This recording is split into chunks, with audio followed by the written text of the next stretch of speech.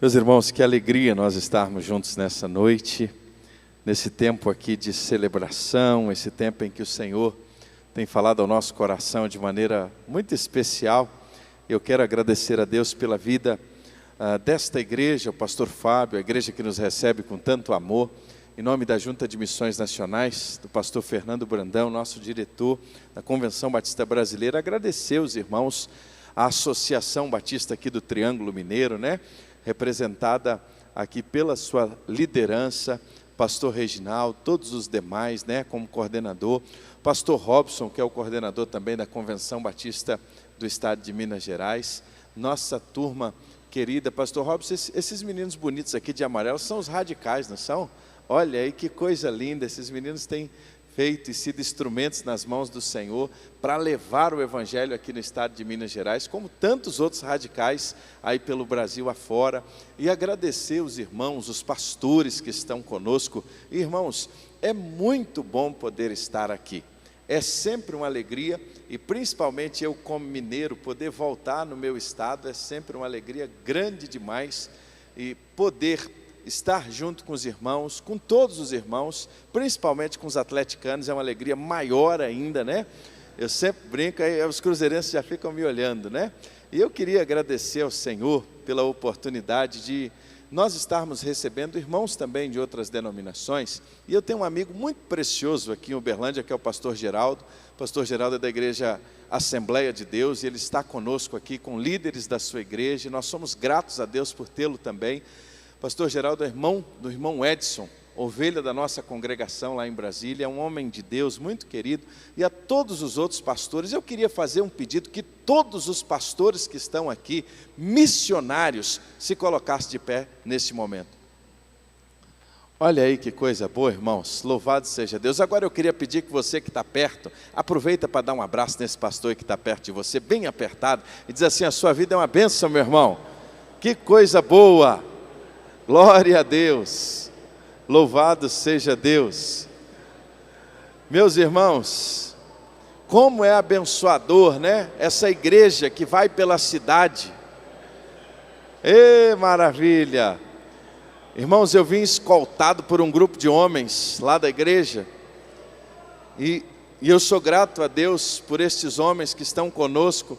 Viria eu e o pastor William, e aí a turma viu a divulgação e disse: pastor, nós vamos. Falei que vamos mesmo, vamos todo mundo juntos.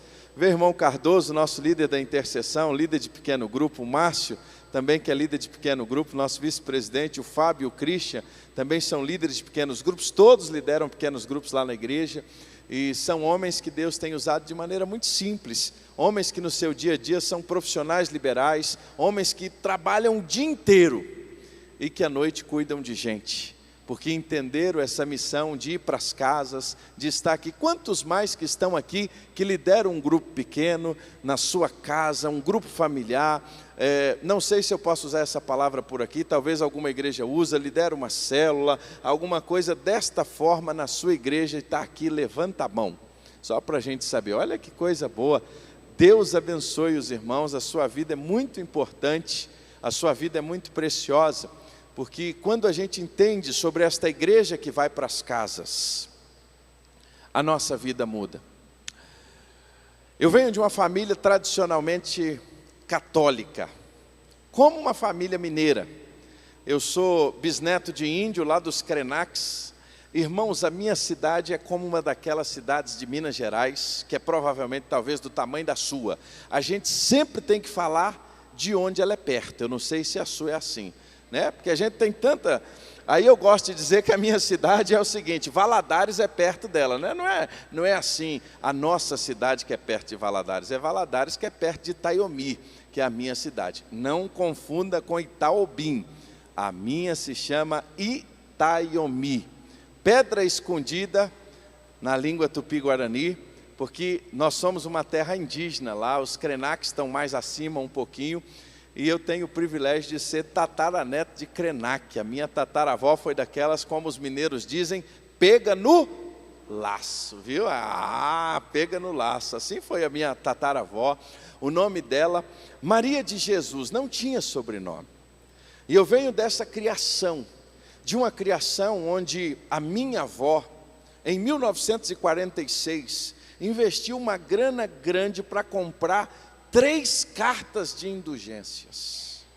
Porque ela acreditava que se ela fosse portadora daquelas cartas de indulgências, ela teria acesso aos portões celestiais. E eu venho de uma tradição católica, e da mistura do lado de papai, vem de uma outra região, vem aqui da região de Contagem, essa influência portuguesa, mas vão lá para a parte de baixo, e essa mistura de índio com português, que eu acho que a maioria de nós, mineiros, nos tornou pessoas que falamos muito da fé, que mencionamos a fé, e muitos de nós até temos uma fé preciosa, mas no foco errado, não na pessoa de Jesus. E aí nós aprendemos desde criança a crer em muitas coisas, mas não exclusivamente na pessoa de Jesus. O mineiro é um povo de fé, mas é uma fé voltada não somente para a pessoa de Jesus, é sempre Jesus e mais um padroeiro. Assim é o nosso povo. Mas meu pai tinha ido para Brasília no ano de 1969, voltou depois para Minas Gerais, porque mineiro é igual ao judeu, ele quer voltar para a terra, ele pode estar onde for, mas o sonho dele é voltar para Minas Gerais. Não é assim, irmãos? Quem aqui já foi, essa vontade de voltar para Minas Gerais, para ouvir esse sotaque que a gente só entende, porque só a gente come trem, tem trem no olho e ouve trem. Não é assim? Isso é nosso, é o nosso jeito, nosso jeitão é assim. Nós vamos devagar porque nós estamos com pressa, é o nosso modelo de ser. E aí, meus irmãos começaram a voltar para estudar, e nós voltamos em 1990. Mas quando nós chegamos numa cidade satélite do Distrito Federal chamado Braslândia, nós fomos morar num barraquinho muito simples. E Brasília, mês de agosto, venta demais, e aquele vento passava e o barraco fazia assim. Moço, você vem lá daquela região igual a nossa lá de Valadares, aquilo é um calor daquele assim de arrebentar. Quem vem do calor para pegar 18, 17 graus, meu irmão, é um negócio assim que você bate queixo, você ficava com frio. Mas nós tínhamos uma vizinha que notou que a gente tinha vindo lá do interior, meio capial. Irmão Márcio sabe o que é um capial? Acaba assim lá do mato, da roça, meio bobo. E aí ela veio, começou a chegar na nossa casa, e aquela mulher começou a cuidar da gente, e ela começou a cuidar da nossa família, e ela trabalhava no estado, e todo dia ela saía bem cedo, e chegava no final do dia. O nome dela é Abigail. E aquela senhora começou a chamar a nossa atenção, porque ela chegava do trabalho, e o esposo dela era alcoólatra, e muitas vezes ele era carroceiro, e ele vinha na carroça assim, bêbado, no fim do dia. Eu não sei como é que ele dava conta de parar em cima daquela carroça, e ele vinha andando, batia no cavalo, e aquilo era uma briga. Pensa numa briga grande, era aquele negócio, pastor Robson. Mas aquela mulher chegava, e ela saía lá de dentro, e eles tinham um filho da minha idade, o Elias, e ela dizia assim: Elias, vem aqui. Ela falava firme, ela era contralto, depois eu descobri na igreja, tinha uma voz grave. Ela dizia assim: Elias, vem aqui me ajudar a desarriar o cavalo. Ela desarriava o cavalo, encostava a carroça, o Elias ia levar o cavalo para pastar, e ela pegava o amaro, levava para dentro de casa, e aquilo vinha uma paz. Aquela mulher parecia um anjo na terra, e ela andava e ela assoviava, e ela tinha assim, ia cantarolando, e a gente não entendia o que era aquilo. E quantas vezes no final do dia ela chegava na nossa casa e trazia uma sacolinha assim. Os irmãos conhecem a expressão mistura, não conhece? Aí ela chegava com a mistura assim lá para casa. Gente, ovo é muito bom, mas uma misturazinha de vez em quando, não é verdade? E ela chegava e partilhava com a gente. E aí ela foi conquistando a nossa casa de um jeito, que nós temos um ditado que é muito mineiro, que quando o mineiro fala assim, eu devo obrigação para fulano, acabou, você já ganhou ele. Os mais antigos sabem do que eu estou falando. Não é assim, minha irmã?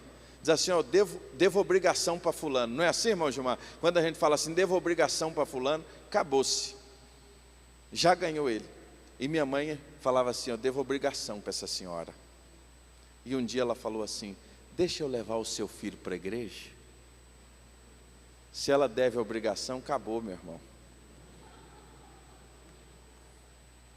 Aí ela autorizou e eu comecei a ir para a igreja com Elias. Eu tinha 9 anos de idade. Aos 13 anos, quando eu tinha muito medo da morte, eu conhecia Jesus Cristo como Senhor e Salvador. E Ele entrou no meu coração e eu conheci a paz verdadeira que Jesus oferece. Pouco tempo depois, a irmã Abigail teve um ataque cardíaco fulminante e voltou para a glória. Aquela senhora não imaginava o que iria acontecer com a nossa casa.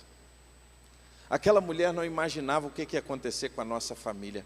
Irmãos, da minha geração para trás, para achar um crente, tem que procurar, e procurar assim, com muita boa vontade, mas não vai achar. Essa minha avó faleceu com 93 anos, dizendo, eu prefiro ir para o inferno do que ser crente. Nós sabemos o que é a nossa tradição religiosa. Nós sabemos o que é o nosso povo. Nós sabemos o que é alguém quando vira para nós e fala assim, ô moço, eu gosto demais do senhor e eu respeito demais o senhor, mas eu vou continuar aqui do meu jeito. Eu nasci assim, minha bisavó era assim, e se eu mudar de religião, o papai vai ficar triste demais comigo. Mas dia que o Espírito Santo fala ao nosso coração, irmãos, é irresistível a voz do Espírito de Deus. E ali nós começamos a conhecer o Evangelho, meus irmãos começaram a conhecer o Evangelho, depois os meus pais conheceram o Evangelho, e hoje mais de 70% da minha família conhece o Evangelho. Sabe por quê?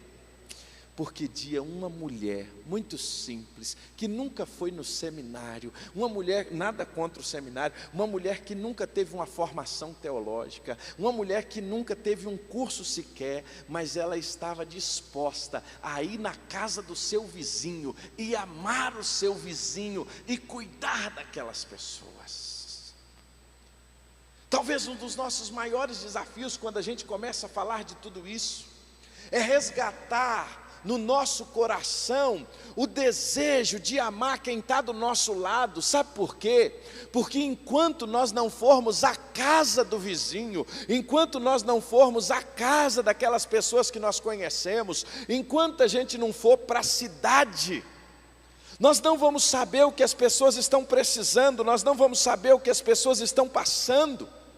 E muitas vezes nós falamos tanto em discípulos, nós falamos tanto em pessoas, nós cantamos que temos que cumprir a missão, mas nós não nos movemos em direção à multidão que sofre. Nós ficamos num discurso vazio, nós ficamos num discurso que é bonito, que é maravilhoso, mas na hora que nós precisamos sair daqui e ir lá, a multidão está sofrendo, irmãos. Esta semana, quarta-feira, nós estávamos numa casa, e nós temos orado pelos visitantes, e naquela casa, na quarta-feira, tinha 8 pessoas. Mãe Benildes, nossa hospedeira lá no pequeno grupo, e nós chegamos, e nós estávamos orando, era 5 horas da manhã, nós estávamos na igreja orando, pedindo pelo encontro daquela noite, pedindo que Deus se manifestasse, porque a nossa oração tem sido, Senhor, nas casas, não seja apenas um encontro, mas quem chegar ali, veja a Tua presença. E nós começamos a orar, e a lista, cada um com o seu cartãozinho, orando ao Senhor. Nós temos um processozinho de um cartão que a gente chama de cartão-alvo, e aí a gente bota o nome das pessoas, e começa a orar pelas pessoas, começa a clamar ao Senhor para mudar os seus corações, e nós começamos a pedir, e a lista da irmã Benilde está grande, a lista dela está bonita, e ela estava orando. Naquela noite ela disse assim, pastor, eu creio que hoje os meus visitantes virão. 8 visitantes estavam na casa dela. 8 irmãos, isso só num pequeno grupo. E aí, nós fizemos uma dinâmica, e quando nós começamos a fazer aquela dinâmica, para começar o encontro, nós pegamos uma vassoura e dissemos assim: o que nós queremos varrer essa semana da nossa vida? O que nós vamos jogar fora? Pedir para Jesus varrer da nossa vida. E cada um veio falando, compartilhando, porque a gente ia orar. Mas chegou numa vizinha dela, e essa senhora virou em lágrimas, o olho lacrimejando, e disse assim: eu quero pedir para Jesus varrer a tristeza do meu coração nesta noite. Esta senhora não é crente. Sabe por que eu estou te contando isso? Porque ao lado da nossa casa, dentro da nossa família, gente que está pertinho de nós, estão perturbadas, tristes, desanimadas, entristecidas, e elas só precisam de uma oportunidade para abrir o coração. E que muitas vezes elas não sairão de onde estão para chegar aqui a primeiro momento, vão ser igual o Cristo, esse negócio de crente, eu estou fora. E nós precisamos ir até as pessoas, nós precisamos caminhar até elas. E aí quando a gente olha isso, e lá vem o pastor com esse negócio de modismo. Não, abra sua Bíblia em Mateus capítulo 9. Eu queria que a gente meditasse um pouquinho sobre Mateus capítulo 9 hoje. Porque quando a gente olha para o ministério de Jesus, o nosso exemplo é a pessoa de Jesus. Quando a gente olha para Jesus, e nós os batistas temos aprendido isso desde a nossa pequenez. Nós que tivemos a oportunidade de crescer numa igreja batista, sermos transformados ali, conhecer a Jesus, seja na sua denominação também, você tem ouvido o evangelho desde pequeno, e o Senhor tem falado com você, e Jesus é o nosso modelo. O capítulo 9 de Mateus termina assim, a partir do versículo 35.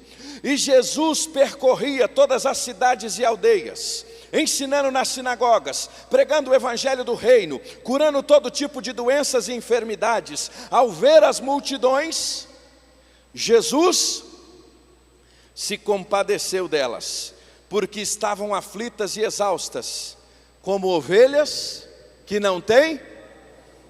E então Jesus disse aos seus discípulos: a seara é grande, mas os trabalhadores são poucos. Por isso, peçam ao Senhor da seara que mande trabalhadores para a sua seara.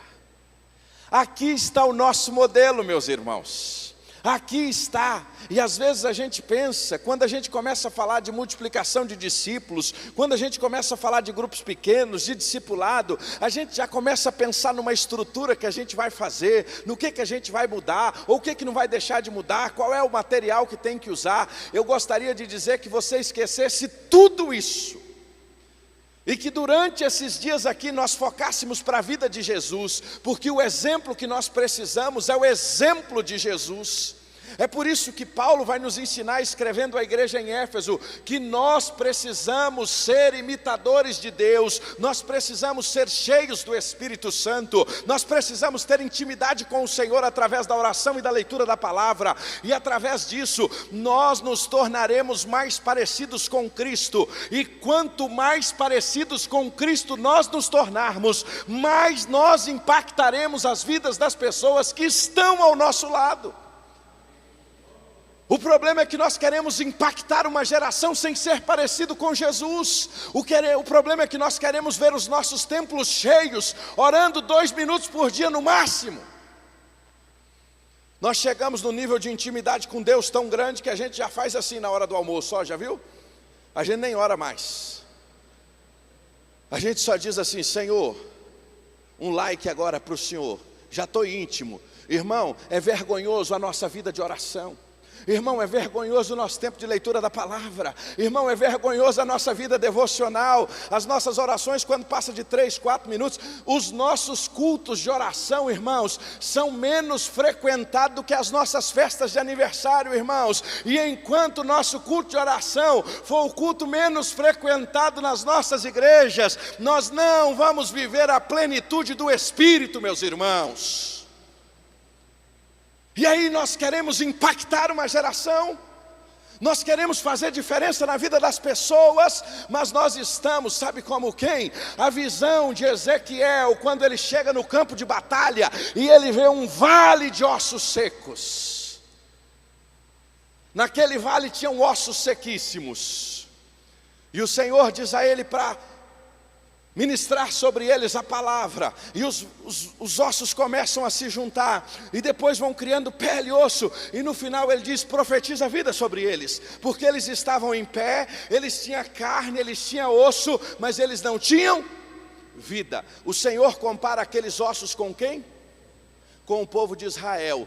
O povo de Israel era o povo de Deus. Num determinado momento da história, o povo de Deus estava tão seco, que o Senhor mostra ao profeta que eles estavam vivendo um tempo de secura espiritual. Se o povo de Israel, que viveu com Deus, teve tempo de secura espiritual, você acha que isso não pode acontecer entre os batistas?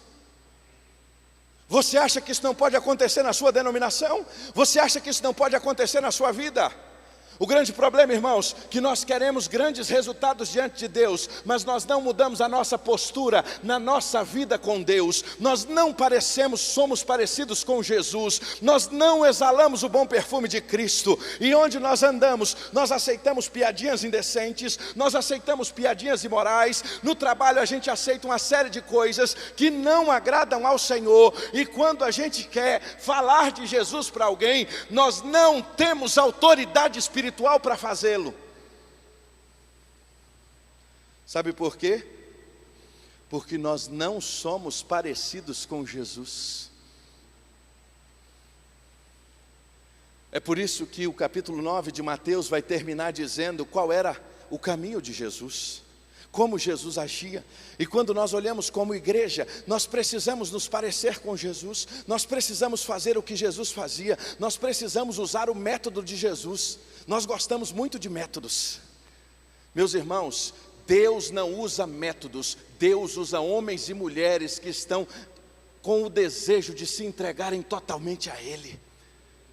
Se você quer um método, se você quer o João e o pé de feijão, um segredo mágico lá para a sua igreja, plum!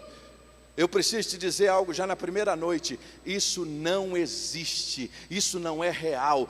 Deus usa homens e mulheres simples como eu e você, quando se coloca à disposição dEle, para ser usado para a sua glória, do jeito que Ele quer, da maneira que Ele quer, na hora que Ele quer. Deus não tem compromisso com quem se entrega pela metade, mas Deus usa quem se entrega por inteiro. Essa é a questão. E aí a gente olha para o método de Jesus.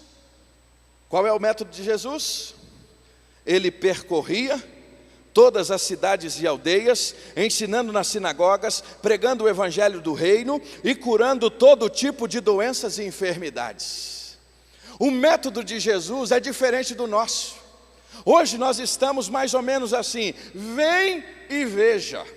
Se você quiser conhecer Jesus, saia de onde você está, levante de onde você está, rompa com tudo que você está e venha aqui no culto às 17 horas. E por favor, chegue na hora. Essa é a nossa cabeça hoje, irmãos.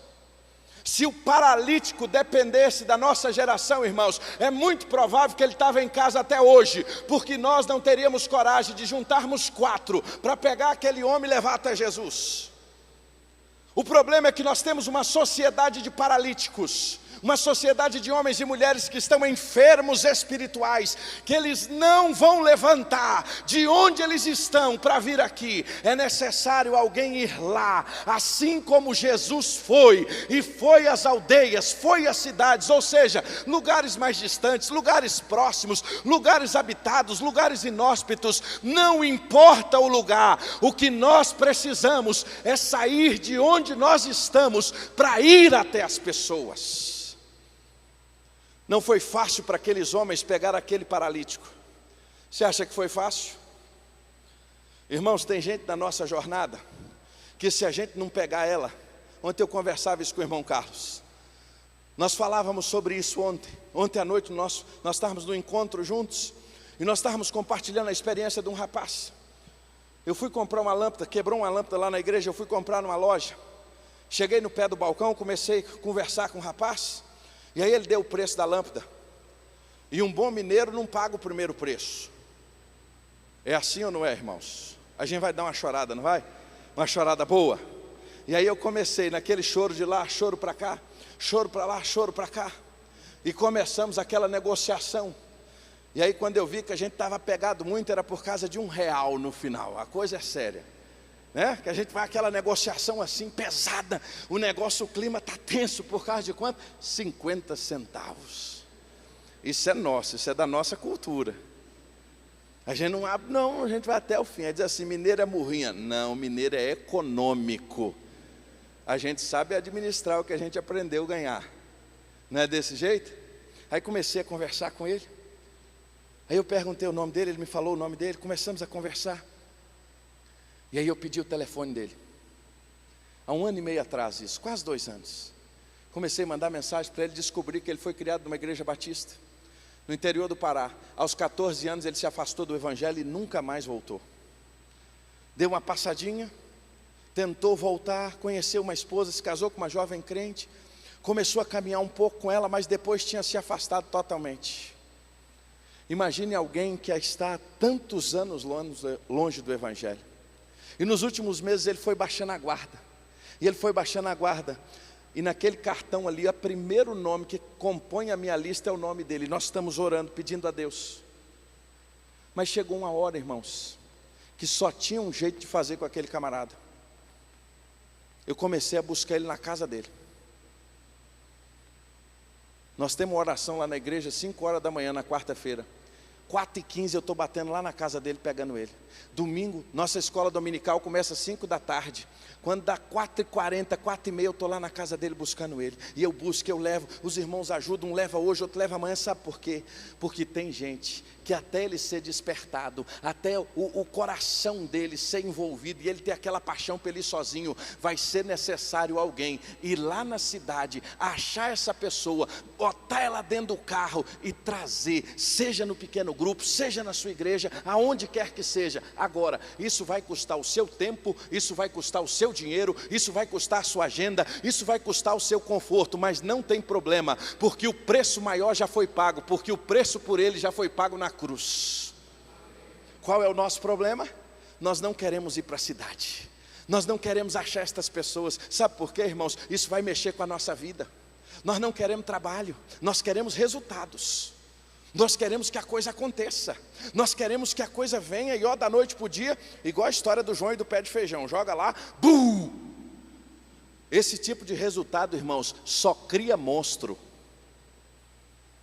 Nós estamos falando de buscar gente. Jesus, ele foi para a cidade, e quando ele foi para a cidade, ele começou a achar na cidade, nas aldeias, e ali ele pregava o evangelho do reino. É o evangelho que é o poder de Deus para a salvação de todo aquele que crê. Às vezes nós pregamos muitas coisas, mas não estamos pregando o evangelho, e nós precisamos ir e pregar o evangelho. Agora tem uma outra coisa. Ele não só pregava, ele pregava e curava. O meu povo perece porque falta conhecimento. E às vezes, irmãos, o que tem acontecido conosco, porque muitos de nós, além de não termos o conhecimento das Escrituras, temos negado o poder de Deus. E tem gente que só vai se converter dia que presenciar um milagre. Tem gente que o coração é tão duro, tem gente que o coração é tão para o evangelho, que sabe quando ele vai se converter? Dia que ele vê algo acontecendo que ele jamais pensaria que pudesse acontecer, e ele vê acontecer, e o nome de Jesus é glorificado.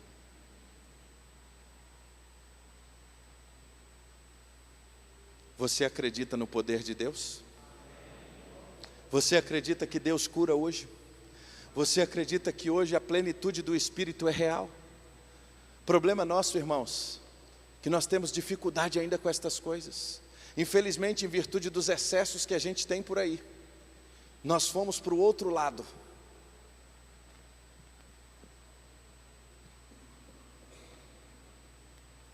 O lado da frieza.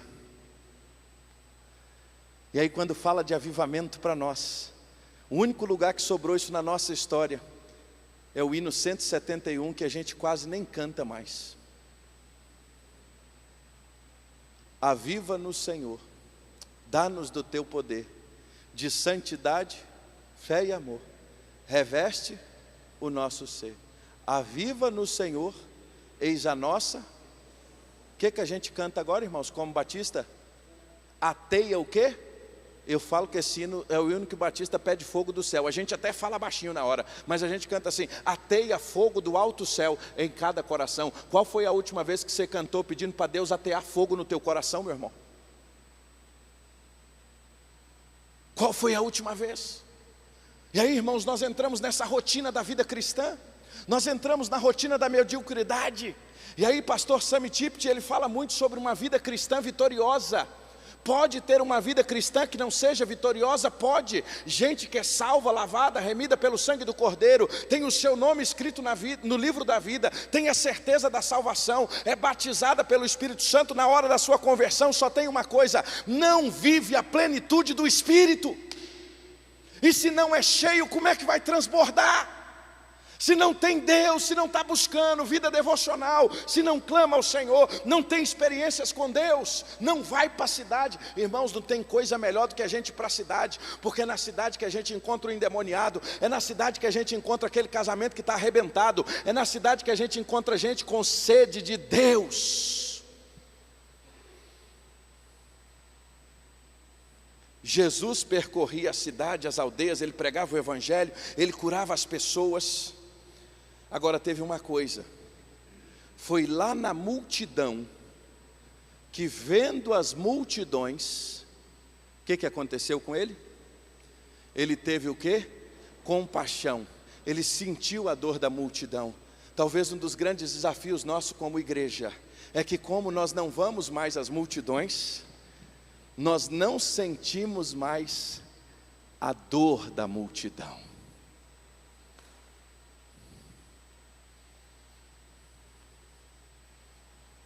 Quando Pedro e João vão orar no templo, eles se deparam com um homem à porta do templo, que estava sofrendo. E aquele homem faz um pedido. E qual é a resposta de Pedro e de João? Nós não temos prata, nós não temos ouro, mas o que nós temos, nós te damos. Levanta e anda. Talvez o problema da nossa geração é que nós temos muita prata e muito ouro, mas nós não temos autoridade espiritual para dizer: levanta e anda. Sabe por quê, irmãos? Porque nós perdemos a compaixão. Porque talvez nós estamos no time que passaria na frente daquele homem e nem sequer nos importaríamos com ele. Ele seria mais um. E isso já se tornou para nós uma frieza tão grande que talvez nós nem mais oramos pelos nossos familiares. E nós esquecemos que a nossa família que não conhece a Deus, se hoje eles partirem, eles passarão a eternidade longe de Deus. E essa é uma realidade que as Escrituras nos ensinam. Mas a nossa apatia espiritual, a nossa apatia diante do Senhor, e a gente entra na rotina religiosa. Eu vou ao culto, volto para casa, entrego a minha oferta, e eu acho que está tudo bem. Não está tudo bem, meus irmãos. Não está tudo bem. Esse era o grande problema da igreja de Laodiceia. Ela se achava espiritual demais, e quando ela se achava espiritual demais, o Senhor estava do lado de fora. E muitas vezes a gente usa esse texto para falar com não crente, quando na verdade, quando o Senhor diz: eis que estou à porta e bato, não era na porta da casa de um não crente, ele estava do lado de fora de uma igreja que se achava muito espiritual, mas que estava longe de Deus, e Jesus estava do lado de fora.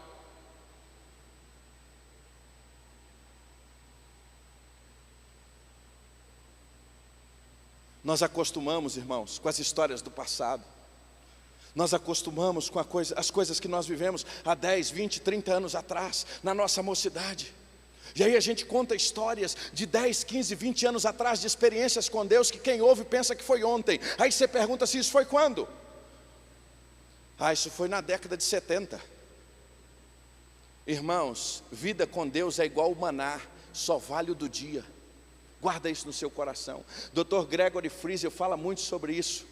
Vale a pena, leia esse livro dele, Crucificado com Cristo, Liberando o Fluido do Avivamento. O que você lê dele vai ser bênção na sua vida. Mas agora nós estamos numa jornada de 30 dias de rendição lá na igreja, e nos últimos dias a gente leu uma devocional que ele falava justamente sobre isso. A sua experiência com Deus de ontem não vale para hoje. Você e eu precisamos de uma experiência nova todos os dias com Deus, e isso só vai ser possível quando nós tivermos tempo com Deus. Meu irmão, não quero te constranger não, mas quanto tempo você lê da palavra por dia? Quanto tempo a gente investe em oração por dia? Irmãos, a gente começa a orar, aí você começa a orar 3, 4, 5 minutos, 7 minutos, quando você chega nos 10, você já diz assim: eu já orei tudo, eu já não sei mais nem o que falar. Sabe por quê? Nós não sabemos o que falar, porque nós não temos intimidade com o Senhor. Aí o nosso diálogo é tão curtinho, é tão pequeno, que com 3 minutos a gente já não tem mais o que dizer. E quando alguém começa a orar um pouquinho mais, se alguém passou dos 10, passou do 15, você já fica incomodado, porque está te incomodando, porque está orando demais. Se o pastor começa a pregar um pouquinho a mais, começa a falar um pouquinho a mais, se o culto passou 10 minutos, você começa a ficar incomodado. E aí eu não sei como é que você vai fazer no céu, porque lá é um culto eterno. Como é que você vai fazer, meu irmão? Lá você não vai poder chegar na campainha e dizer assim: ó, está na hora. Sabe o que é isso, irmãos? Isso é a nossa frieza espiritual. Nós estamos igual Laodiceia. Nós passamos, achamos que estamos bem demais, quando na verdade muitas vezes Jesus está do lado de fora. Irmãos, nós podemos ter métodos, nós podemos ter estratégias, nós podemos ter PGM, nós podemos ter PG, nós podemos ter grupo familiar, nós podemos ter núcleo de estudo bíblico, nós podemos ter o que for, mas se nós não tivermos a plenitude do Espírito em nós, e se nós não tivermos a presença de Deus conosco, nós não vamos a lugar nenhum, irmãos. O que fazia diferença na vida de Moisés, quando ele saía da tenda, que o povo olhava para ele, e depois dele sair da tenda do encontro com o Senhor, o seu rosto o quê? Resplandecia. Sabe por quê? Porque ele tinha tempo com Deus, ele tinha tempo com o Senhor. E então Jesus vai à cidade, e Jesus tem compaixão das pessoas, e ele se compadece das pessoas. Sabe por quê? Porque as pessoas estão aflitas e exaustas. Eu posso te dizer uma coisa: se nós sairmos aqui nessas ruas agora, em menos de meia hora, você vai encontrar alguém em desespero. Posso te garantir isso. Você começa a andar, e não precisa muito. Hoje, para você encontrar alguém em desespero, você só precisa usar uma pergunta que nós não usamos mais. Sabe qual é? Como você está? Nós nos tornamos seres tão impessoais, que a gente nem fala mais assim com as pessoas. A gente diz assim: está tudo bem com você, né? Você já afirma que o outro está bem, já notou? Está tudo bem com você, né? Aí se o outro falar assim, tá não, a gente já tem a segunda resposta. Sabe qual é? Vai ficar, meu irmão, em nome de Jesus. Deus abençoe você.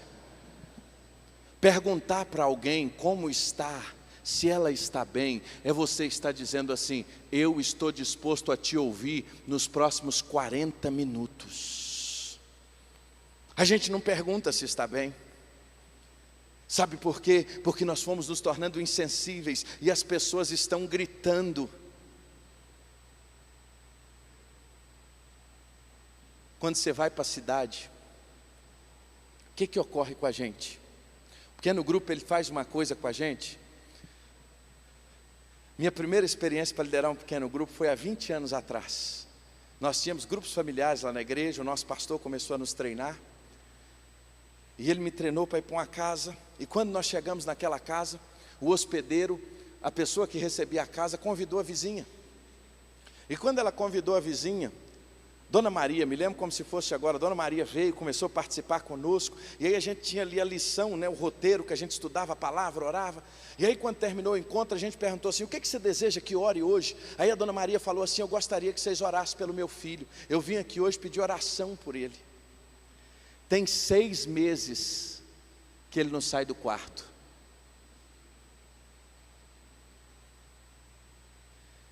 tem 6 meses que ele não sai do quarto. Sabe quando a gente ia descobrir isso na celebração do domingo à noite?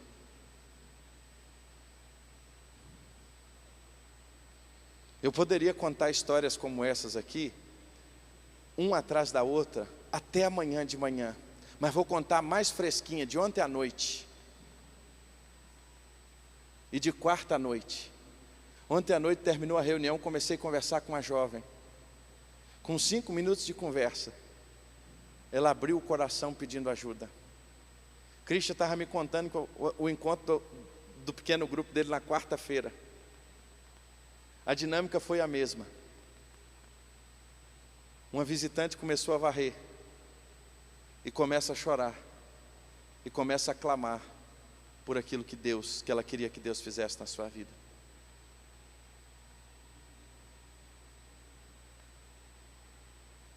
Não são as pessoas que não querem ajuda, somos nós que nos tornamos insensíveis a pessoas que estão gritando do nosso lado. Vou repetir. Não são as pessoas que não querem ajuda, mas somos nós que nos tornamos insensíveis às pessoas que estão do nosso lado. Quando a gente vai para a cidade, irmãos, tem muita gente reclamando da pandemia. Eu sei, irmãos, não foi fácil não. Nós temos vivido experiências nessa pandemia. Se ouviu um pouquinho do Cristian contar aqui, minha irmã, não foi assim do jeito que ele contou não. O negócio não foi assim não. Hoje ele conta, louva a Deus, mas nós sabemos o que foram aqueles 47 dias, quem estava do lado de fora. Nós vivenciamos, e tantas outras histórias. E aí eu sei que você também tem histórias assim, mas às vezes a gente olha para tudo isso e a gente só fica reclamando da pandemia, a gente reclama disso, reclama daquilo, e a gente esquece que Deus permitiu tudo isso para que a gente aproveitasse, para que o maior número de pessoas fossem salvas. Irmãos, a igreja nunca teve tanta oportunidade de cuidar de gente que ficou desempregada. A igreja nunca teve tanta oportunidade, irmãos, de ir fazer cesta e cuidar das pessoas, entrar na casa, entrar nos lares. Irmãos, a igreja nunca teve tanta oportunidade de abraçar aquele que está com o coração arrebentado. A igreja nunca teve tanta oportunidade de ir na casa de alguém, ir para a beira de um hospital e orar, ir para dentro de um hospital e levar um agrado e orar com os profissionais de saúde. A igreja nunca teve tanta oportunidade de fazer ações de compaixão e graça. A igreja nunca teve tanta oportunidade de fazer a diferença na vida das pessoas. Mas sabe o que acontece conosco? No meio de tudo isso, a nossa insensibilidade talvez foi tão grande que nós passamos apenas a nos proteger. Porque a multidão às vezes parece ser arriscada demais para nós. Como é que eu vou andar com quem eu não conheço? Como é que eu vou trazer para perto de mim alguém que eu nunca vi? Eu fico pensando se Jesus nos tratasse dessa maneira.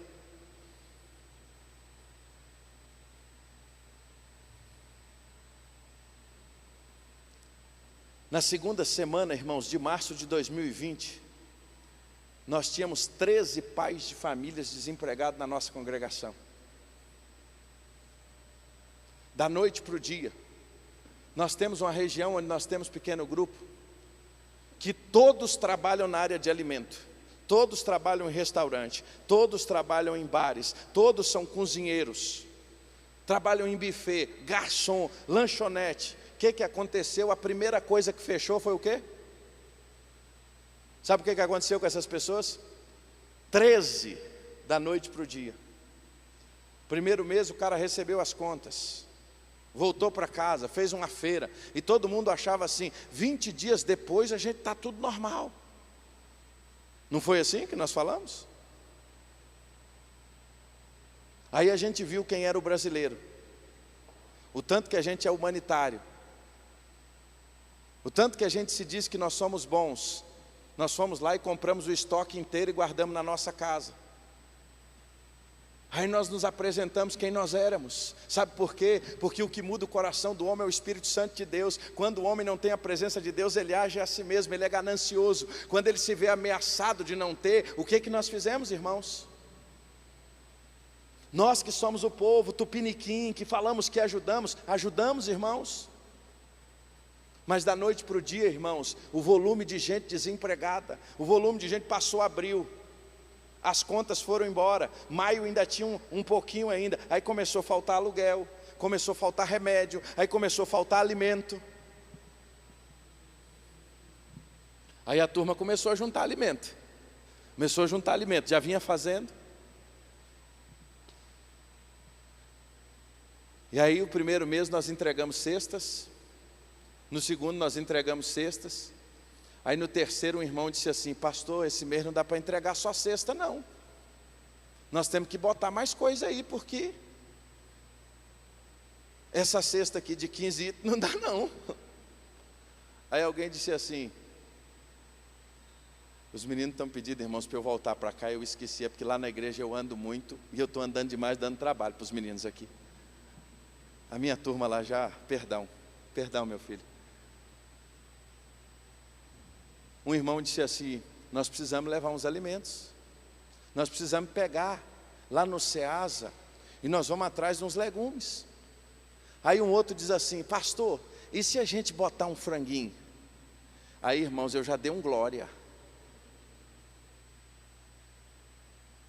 Naquele mês fez o cata, e saiu a verdura, saiu o franguinho.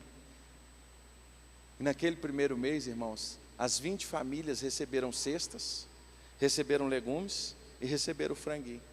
Mas isso foi tomando uma proporção. E Deus foi tocando no coração dos irmãos.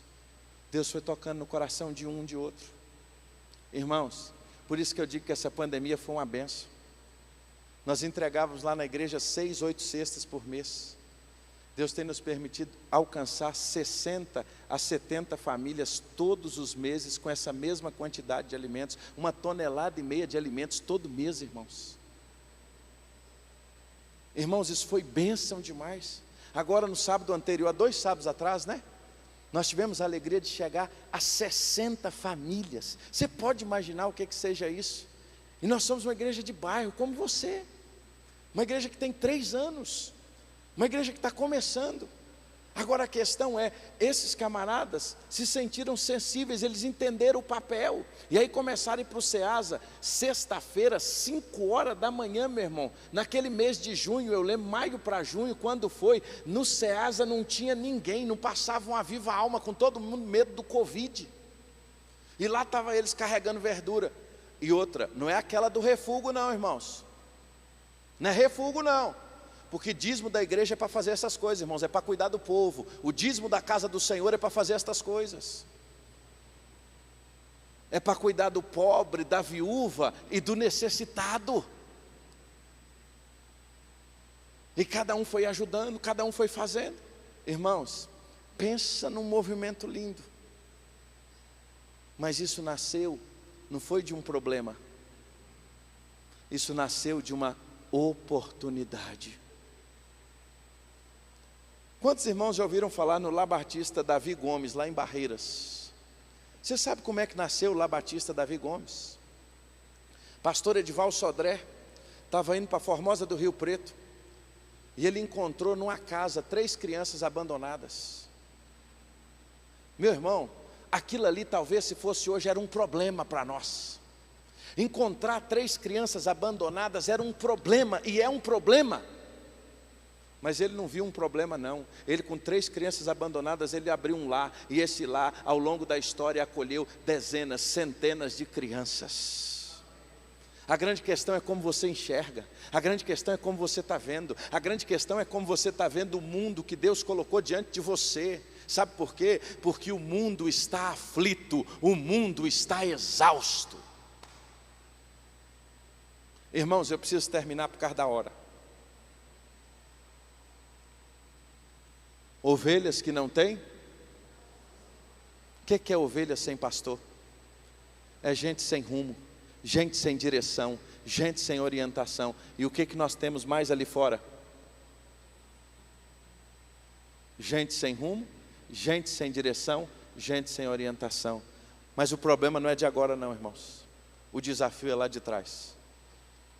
Qual foi a oração de Jesus então? A seara, mas os semeadores são poucos. Mas ele deu a receita. Orai ao Senhor da seara, que levante o quê? Levante o quê? Eu gosto muito de uma versão mais antiga, que tem a expressão ceifeiros. Quem tem essa expressão aí na sua versão? Irmãos, eu gosto de coisa antiga. Eu acho que isso autentica a minha mineirês.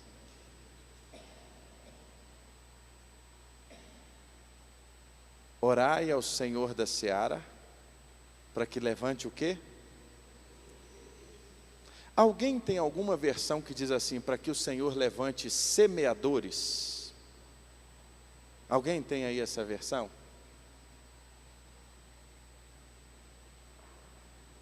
Alguém tem essa versão assim, orai ao Senhor da seara que levante semeadores?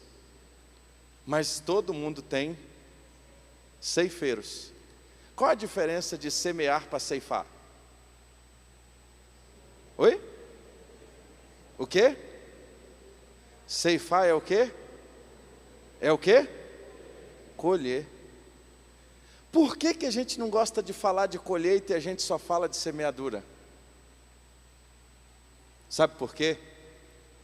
Não estou dizendo que não é importante semear. Vou repetir isso. Mas vou terminar te contando uma história. Se você é de uma cidade pequena igual eu, uma cidade assim de primeira, que quando você bota a segunda o carro já está saindo dela. Taiomi é assim, tinha uns 9.000 habitantes, uns 3.000 foram embora para os Estados Unidos, aí diminuiu mais. Mas hoje lá é bonito, gente. Pensa, só casa no padrão americano, o negócio é bonito, é outro. Ó, se você for lá em Taiomi, você vai querer mudar para Taiomi. Mas cidade do interior tem umas coisas que é só a gente que vem de lá conhece. Cidade do interior tem um sistema de comunicação incrível. Você chega numa ponta da rua, na outra, todo mundo sabe que você chegou. Você viu, menina, o Ilha do Zé, como é que ele está bonito? Ele foi para São Paulo, você viu como é que ele voltou vistoso agora? Aquilo a rua inteira sabe. Mas tem uma coisa, quando você também faz qualquer coisa, seja certa ou errada, todo mundo vai saber. E normalmente toda cidade pequena assim, na ponta da rua tem uma venda boa, que é as vendas de ponta de rua, que você acha de tudo nela. De ferradura a corda de bacalhau, você acha tudo ali dentro. É de lá que vem aquela expressão, quando a gente acha alguém assim, bem educado, fino, que a gente diz assim, parece um papel de embrulhar prego. Já viu? Quando o cara é grosso, assim, parece um papel de embrulhar prego. Quem é do interior e já comprou prego no quilo, sabe do que eu estou dizendo. Botava, e o papel é grosso, né? Parece um papel de embrulhar prego. Gente do interior, quando você vai pescar, você já saiu para pescar? Aí você bota a varinha nas costas, pega as minhocas e vai.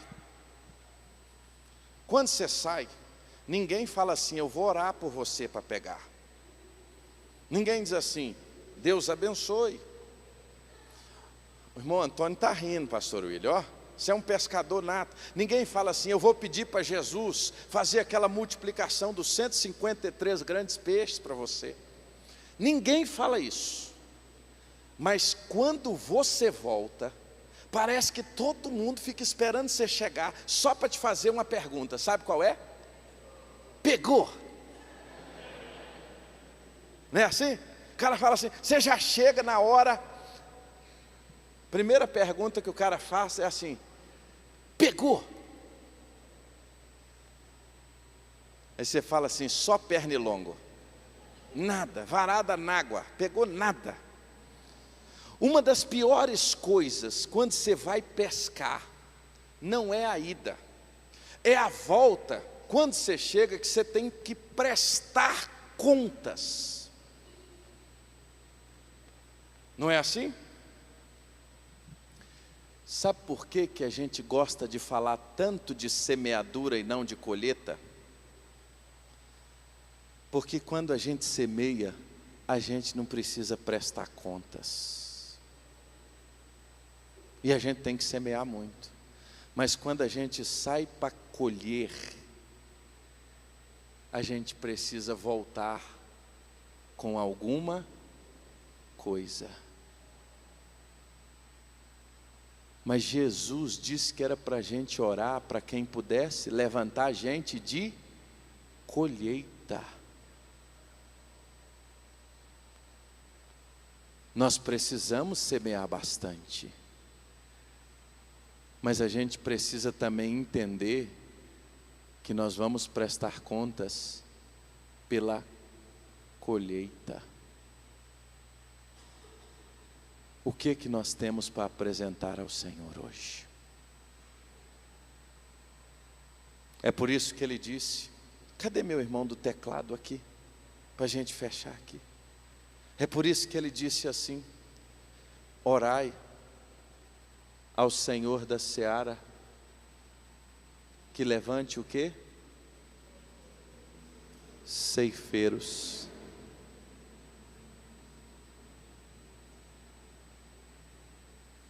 Quando foi a sua última colheita?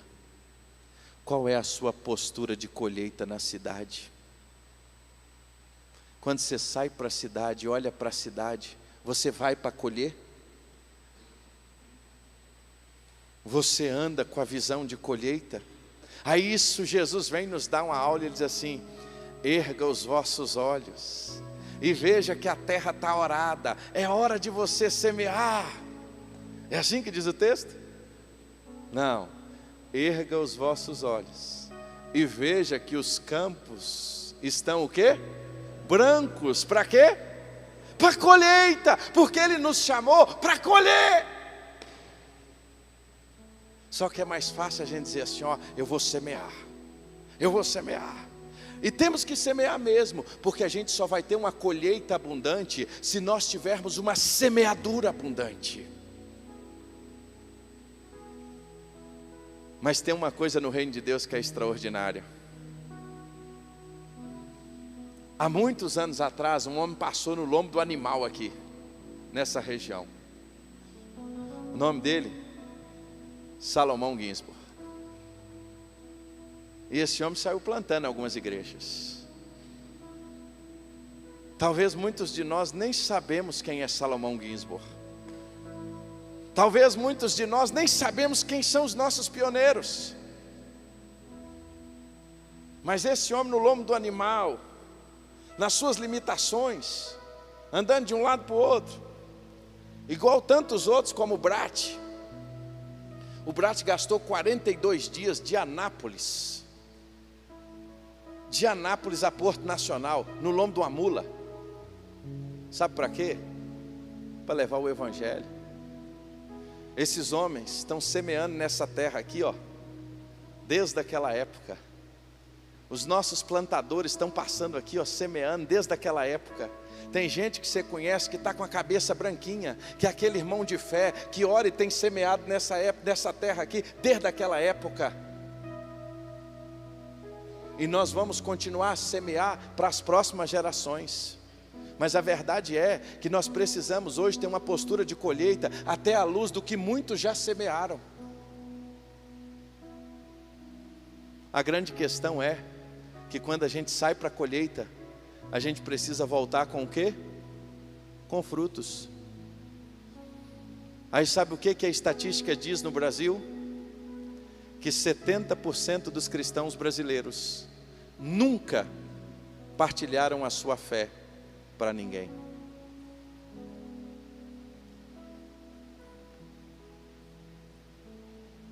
Vou repetir. 70% dos cristãos brasileiros nunca contaram para outra pessoa que ele teve uma experiência com Jesus. Se ele nem sequer conta da experiência, ele vai colher? Eu não quero te constranger, mas eu só quero te perguntar de maneira muito simples. Olha aqui para a sua mão e não tem nada de místico nisso. É só para você olhar aí para a sua mão direita ou esquerda. Eu queria só que você desse o nome para cada um dos seus dedos de uma pessoa. Eu nem vou dizer que você pregou o evangelho não, mas que nos últimos 30 dias você orou por ela, pedindo que Jesus convertesse o seu coração. Sabe o que a gente vai descobrindo, irmãos?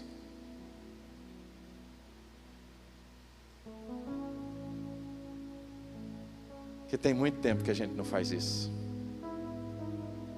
A gente vive da nossa história do passado. Nós os batistas, e aí irmãos, eu vou falar que eu estou falando de casa. Os irmãos de outra denominação aqui, não ouvem o que a gente está falando não. Nós estamos lavando a nossa roupa agora. Da nossa casa a gente pode falar. E eu vou falar de um menino que chegou lá desde menino. Nós já sentamos na nossa arrogância de dizer que nós tínhamos e éramos bons de Bíblias. Hoje nós não somos mais. Temos que melhorar bastante, irmãos. Nós já sentamos, às vezes na nossa história, para dizer que nós fomos donos, talvez, do maior parque gráfico. Aí Jesus foi lá e pá! Olha o orgulho aí, negão. Pra você aprender que nós não somos nada. Aí a gente pega a nossa história e diz assim, ó. Irmãos, seguramente, mais de 70% das nossas igrejas não passam de 50 membros. Seguramente nós temos templos fechando em várias partes do Brasil. Estava com o pastor William, irmão Márcio estava conosco. Tem 30 dias, nós estávamos na porta de uma igreja no interior de Goiás, recebendo a chave, porque ela seria fechada. Graças a Deus, domingo agora é o culto de reabertura desse trabalho. Irmãos, Paulo, me dá só mais 5 minutos. Você me dá 5 minutos? Um irmão faz a proposta na assembleia aí para a gente alterar o programa? Pode ser, propõe. Há apoio. Os favoráveis digam sim. Há contrários. Está aprovado, 5 minutos no programa. Irmãos, a igreja de Éfeso. Você lembra da cidade de Éfeso? Paulo foi um gigante ali em Éfeso. Ele encontrou os irmãos, começou a ensinar eles. Ali nasce uma igreja. Paulo tinha um amor pela igreja de Éfeso, que era um negócio assim extraordinário. Pensa numa igreja que Paulo amava. É tanto que Paulo, quando vai voltar em direção à Europa, lá no capítulo 19, 20, ele chama os líderes de Éfeso que vêm ao encontro dele. Lembra do livro de Atos? Aí ele fala com aqueles irmãos o quê? Em nada tenho a minha vida por... Você já leu aquele texto? Ele senta com os líderes de Éfeso, ele começa a chorar, e eles se abraçam, eles se amavam de tal maneira, porque ele sabia que o futuro dele era um futuro desafiador, e eles choram juntos. Você já viu como é que Paulo escreve para Éfeso? Você já viu os temas que Paulo escreve para Éfeso? Ele não tratou Éfeso como uma igreja imatura, como a igreja de Corinto, não. Ele trata Éfeso numa profundidade espiritual de maneira extraordinária. Ele fala da relação, da plenitude do Espírito. Ele fala de batalha espiritual. Ele fala de armadura, coisas que ele só falou com aquela igreja. Sabe por quê? Porque eles eram maduros. Os anos se passam.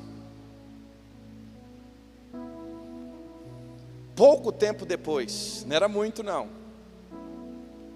o Senhor da igreja escreve algumas cartas. Qual das igrejas recebe uma carta do Senhor da igreja? Apocalipse capítulo 2. Ao anjo da igreja em Éfeso escreva: estas coisas diz aquele que conserva na mão direita as 7 estrelas. Olha aí. Confira comigo aí o texto. E eu queria que você pudesse olhar esse texto. E que anda no meio dos 7 candelabros de ouro. Olha que interessante o que está aí. Eu conheço as obras que você realiza. Não é isso que está aí? Eu sei quem você é, Éfeso. E eu sei, Éfeso, do seu esforço, Éfeso, eu sei do que você tem feito. Éfeso, eu conheço a sua perseverança. Éfeso, eu sei que você não pode suportar os maus, e que pôs à prova os que se declaram apóstolos e não são, e descobriu que eles eram mentirosos. Éfeso, eu sei que você tem perseverança, você suportou as provas por causa do meu nome, sem esmorecer. Primeira Igreja Batista de Éfeso. Pensa num povo firme na palavra, pensa num povo firme na doutrina, pensa num povo que conhecia as Escrituras, pensa num povo que recebeu uma carta dessa do Senhor dizendo assim: eu conheço as tuas obras. Batistas, eu conheço as tuas obras, eu sei da tua perseverança, eu sei que você resiste aos falsos apóstolos, eu sei que você tem firmeza doutrinária, eu sei que ao longo da história você perseverou. Batistas, eu sei do seu amor missionário, eu sei do seu ardor de amar os missionários que estão distantes e os de perto. Irmãos, se essa carta terminasse aqui, a igreja mais famosa que teria por aí não seria Filadélfia. Já notou que a gente só tem Batista Filadélfia? Eu nunca vi Batista Laodiceia. Já viu? Não temos, só tem Filadélfia, Filadélfia, Filadélfia. Aqui e ali a gente acha um Esmirna, mas Batista Éfeso também eu nunca vi. Se a carta terminasse aí, nota 10. Só que ela não termina aí não. Ele continua. Aí ele diz o quê? Tenho, porém, contra ti, o quê? Que você abandonou o primeiro amor. Éfeso, você é linda demais.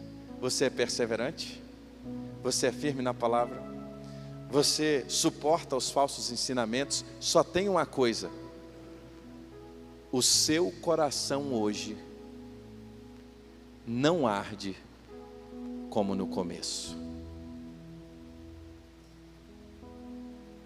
Se isso aconteceu com Éfeso, não pode acontecer comigo e com você? Eu só queria te lembrar de uma coisa. Você lembra do dia da sua conversão? Queria que você voltasse agora comigo aqui um pouquinho. E eu queria que você fechasse seus olhos, nós vamos terminar. Eu queria que você lembrasse agora do dia da sua conversão. Eu queria que você lembrasse agora daquela vez que você ouviu o Evangelho. Eu queria que você lembrasse agora daquele tempo em que o Senhor falou ao seu coração.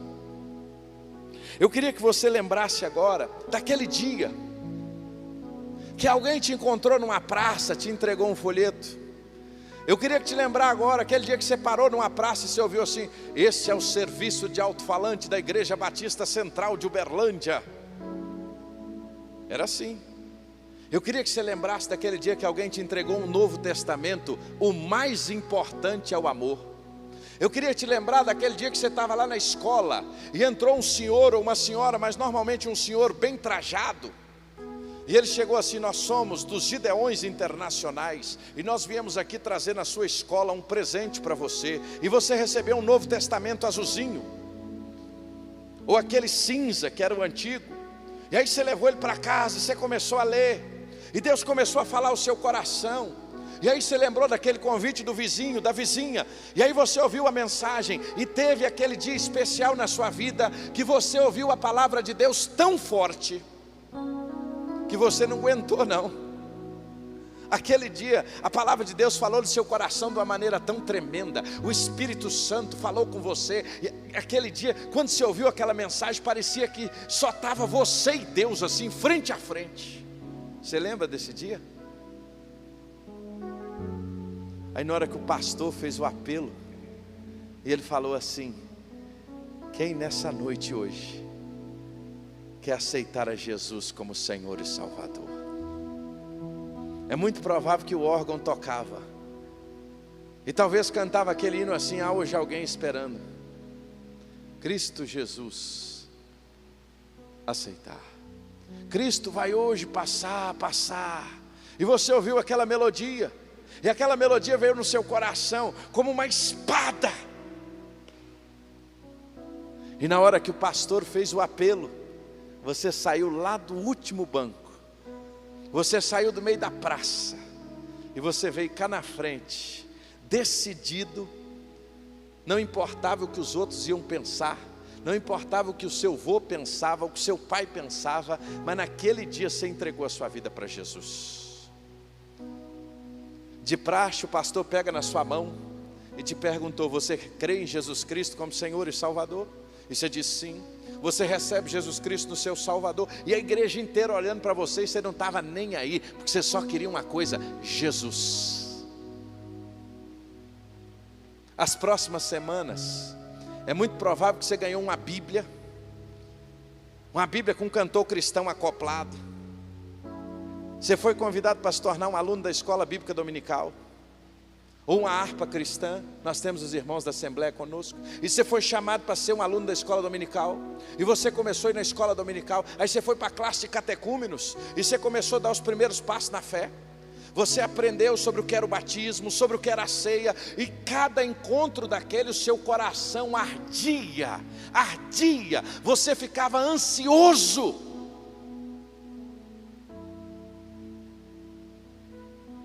Domingo de manhã você não levantava 8:50, você levantava, era 6 da manhã, arrumava tudo, ficava pronto, e você ia para a igreja numa paixão, numa vontade de ouvir de Deus. Culto de quarta-feira, meu irmão, não tinha cansaço do serviço que te parava, não. Aí você vinha de manhã no culto, na escola dominical, participava do culto, corria em casa, fazia almoço, aí tinha união de treinamento, 6 horas da tarde, você estava agarrado, que você queria aprender. Você era uma criança embaixador do rei, você era uma menina mensageira. Assim era a sua vida, e o seu coração ele ardia, ele pegava fogo, e quando cantava "Viva no Senhor, dá-nos do teu poder", e você cantava aquilo, vencendo vem Jesus, você até marchava. Você lembra disso? Mas os anos foram passando, passou o primeiro, passou o segundo. Aí chegou aquela hora que você já não tinha mais esse amor todo, você já não abria mais a Bíblia para ler, a oração já virou quase uma reza, as palavras decoradas e repetidas, e as experiências com Deus só aquelas lá do passado.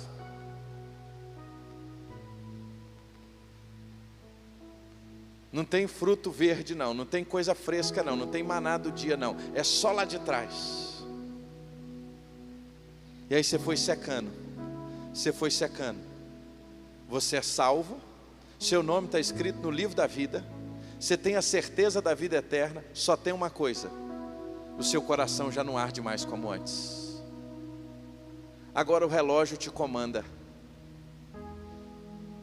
você está preocupado com a hora.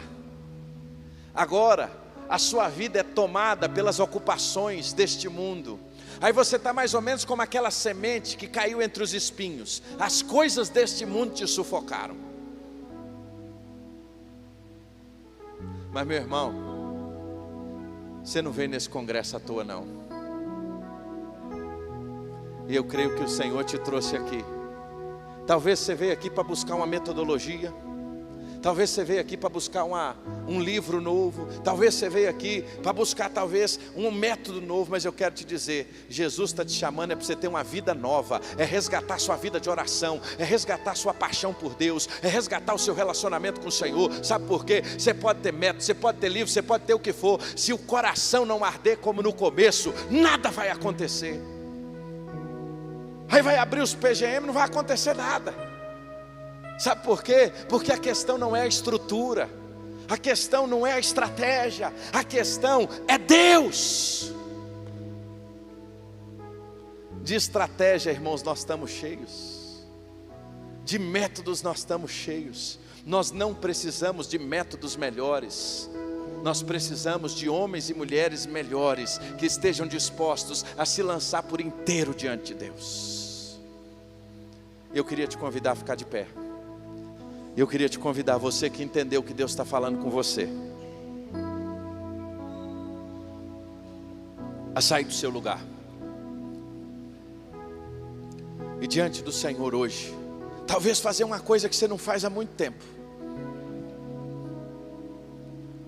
ajoelhar